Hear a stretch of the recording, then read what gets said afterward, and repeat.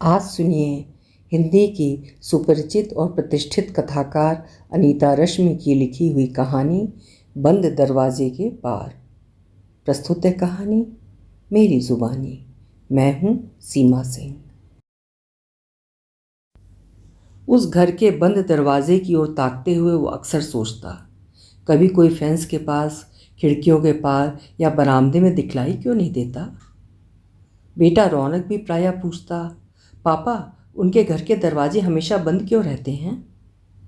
शाम को इस घर का मालिक सुकेश बेटे के साथ खेलने लॉन चेयर पर सुस्ताते हुए नजर आता। उसकी निगाहें अनायास सामने उठ जाती, शायद किसी की परछाई। शाम रात में बदल जाती, वो दरवाज़ा नहीं खुलता। वो 8 बजे अंदर चला आता। उस मकान के दरवाजे पर लगा बड़ा सा ताला रात गहराने पर लगभग 9 बजे खुलता, सवेरे 10 बजे बाहर से बंद होता। सुकेश 7:15 तक विद्यालय के लिए निकल जाता, 3 बजे तक छुट्टी। बच्चों के बीच रहते हुए वो बच्चों की मासूमियत को बेहद प्यार करने लगा था। वो समझ भी नहीं पाया कि वे आखिर कैसे लोग हैं, कितने लोग हैं। रोशनी की लकीरें बंद दरवाज़ों के पार से झांक किसी की उपस्थिति की चुगली खाती रहती।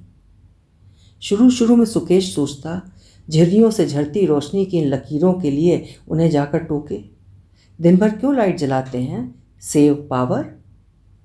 एक बार गया था, बेल बजाई तो अंदर से ही किसी ने रुखाई से कहा था, कौन है, क्या चाहिए। कुछ नहीं चाहिए, मैं आपका पड़ोसी, बस मिलना। मुझे नहीं मिलना, जाइए वापस। न जाने कहाँ से दूसरों के घरों में ताक झाँक करते हैं। प्रति प्रश्न से उदास अपना सा मुँह लेकर उसका मिलनसार मन लौट गया था।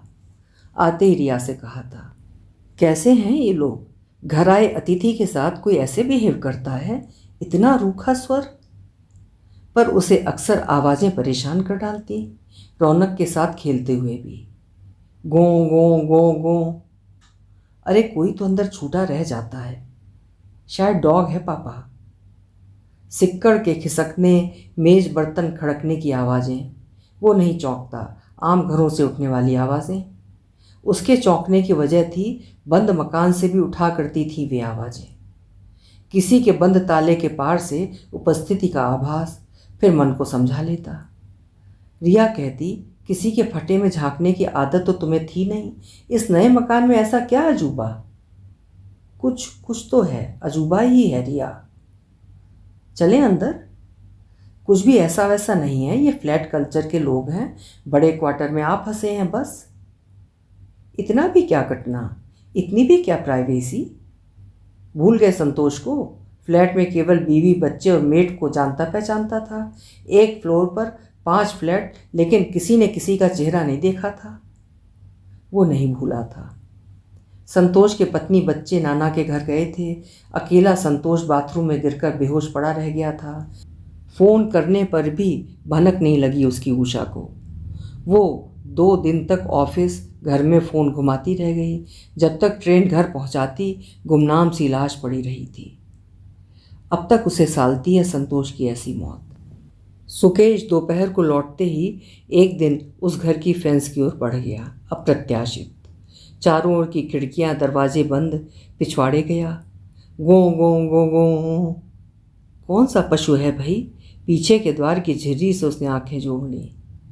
पिछला दरवाज़ा एक आंगन में खुल रहा था, उसके क्वार्टर की तरफ। आंगन का बड़ा भाग सामने, उसके पार से बड़ा बरामदा भी झांक रहा था। आंगन में वहीं पड़ी मेज से बंधा सिक्कड़, बड़ा सा लुढ़का कटोरा भोजन से लिथड़ा था।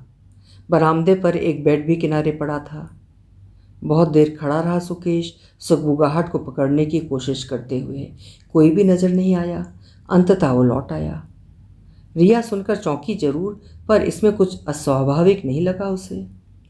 पालतू के घर में रहने पर सब स्वाभाविक है। वो शाम की तैयारी में व्यस्त रहते हुए बोली। शाम को रौनक के साथ क्रिकेट खेलते हुए भी सुकेश का ध्यान वहीं था। दूसरे दिन सुकेश फिर बगलगीर के पिछले दरवाजे पर। आज भी दरवाज़ा अंदर से बोल्ट, कुछ तो नया नहीं।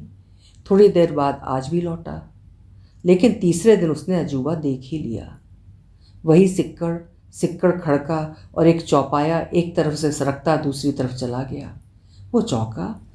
उसकी आंखें झिर्री से चिपक रहीं। चौपाया पुनः उस ओर आया। सुकेश ठीक से देख नहीं पाया।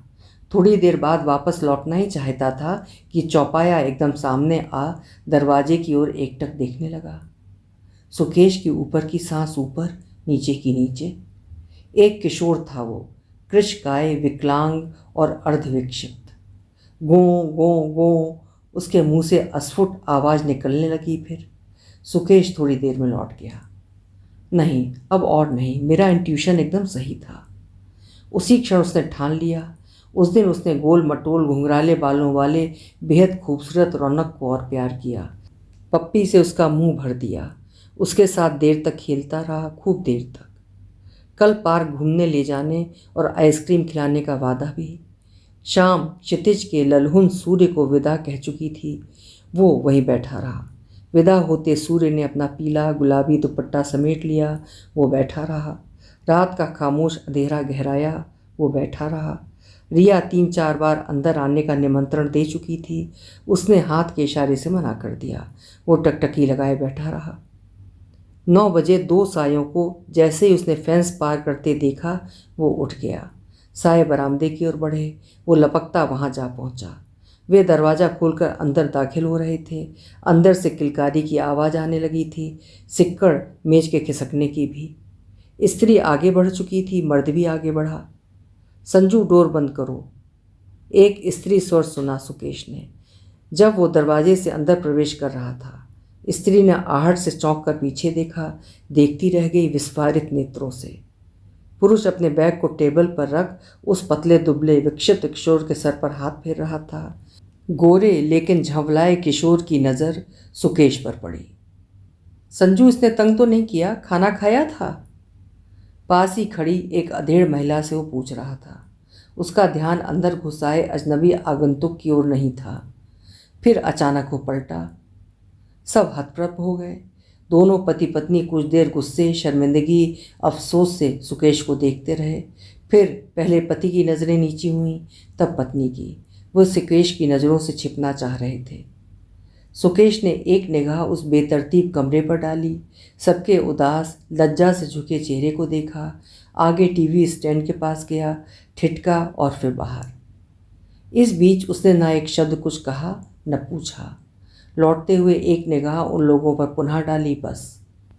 अरे, ये कागज़ कैसा? रितेश, उसने रखा है। पत्नी ने साश्चर्य कागज़ उठाया, पढ़ा। उसकी आंखें नम हुई, हाथों में थरथराहट भर गई। कांपते हाथों से खत पति की तरफ बढ़ा दिया। पति ने भी पढ़ा। वो बेजान कागज़ नहीं, एक पत्र था, जीवंत। कुछ गुम हो जाने से ये जीवन खत्म नहीं हो जाता दोस्त।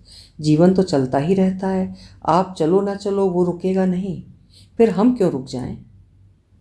इस मासूम को इसके हिस्से की धूप, हवा, पानी लेने दो।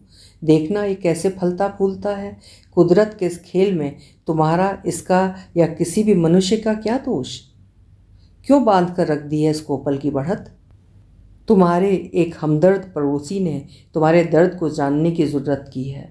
अंदर से आने वाली किलकारी या आह की अनदेखी नहीं कर सका वो। क्षमा प्रार्थी। पड़ोसी के घर का गेट तुम्हारे लिए सदा खुला है। मेरा बेटा रौनक अभी छोटा है, खेलने कूदने की उम्र है उसकी, तुम्हारे बेटे की भी। रौनक तुम्हारे बेटे का इंतज़ार करेगा। आओगे ना? अभी आप सुन रहे थे अनीता रश्मि जी की लिखी हुई एक बेहतरीन कहानी, बंद दरवाजे के पार।